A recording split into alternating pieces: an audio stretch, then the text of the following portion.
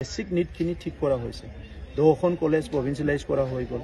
medical কলেজৰ কথা কৈ আছে এটি কোকৰাঝাৰ মেডিকেল কলেজত এতিয়া ক্লাছ আৰম্ভ হৈ গ'ল সেকেন্ড বেচ আহি গ'ল আজি জিবি মিটিঙত ময়ো এটেন্ড আছিলো নাৰ্সিং কলেজৰ ক্লাছ আৰম্ভ হৈ গ'ল অহা বছৰত তামুলপুৰ কলেজখনতো ক্লাছ আৰম্ভ হ'ব মেডিকেল কলেজত আমাৰ মুখ্যমন্ত্ৰী ডাঙৰীয়াই কৈ আছে 26ৰ পৰা তো তেনেকা বহুতখিনি কাম আগবাঢ়ি গৈছে আৰু চাকৰিৰ ক্ষেত্ৰত আপোনালোকে দেখিছে মানে মোষ্ট ট্ৰান্সপাৰেন্ট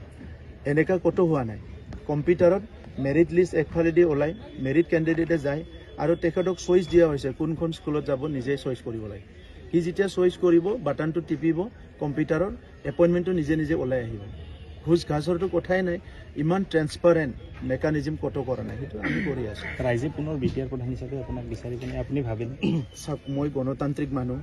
ৰাইজৰ কথাত মই দখল নিদিও ৰাইজৰ সম্পূৰ্ণ অধিকাৰ আছে তেখেতসকলে কাক আনিব কাক নানিব মোৰ দায়িত্ব আছে ৰাইজক সেৱা কৰা আপুনি চিফ বা ৰাজনৈতিক কিবা এমএলএ মন্ত্ৰী হোৱাটো মোৰ জীৱনৰ আশা নহয় ভাল সমাজ ভাল মানৱ জাতি ভাল অঞ্চল গঢ়াটো আমাৰ জীৱনৰ আশা আৰু সপোন ৰাজনীতিটো আৰু আজি আছে কালি নাই